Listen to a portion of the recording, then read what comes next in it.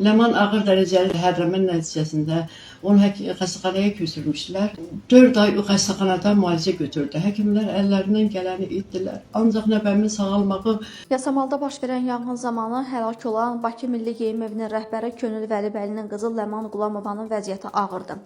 Bu haqda mərhum Könülün anası video paylaşım edib. O bildirib ki, nəvəsi 5 aydır sağalmır və Türkiyəyə müalicəyə göndərilib. Qızım Könül və nəvəm Ləman yanan binada yaşayırdılar.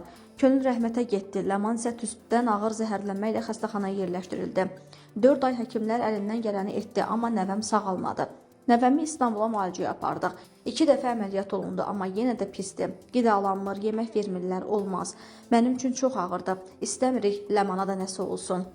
Hələ o uşaq 5 aydır xəstəxanalardadır, nə ağzından qidalanmır. Bizə dəstək olsunlar, o gənci həyata qaytaraq. O təhsil almış, Xarici Dillər Universitetini qurtarmış, adamı qurtarmış bir gəncdir. Mərhumun anası ölkə başçısı və 1-ci xanıma müraciət edərək yardım istəyib. Qeyd edək ki, ötən il Yasamalda yaşayış binasında baş vermiş yanğında 3 nəfər həyatını itirib, 27 nəfər isə xəsarət alıb. Anasını itirmişəm. Mənim üçün çox ağırdır. Biz istəmirik Ləmana da bir şey olsun.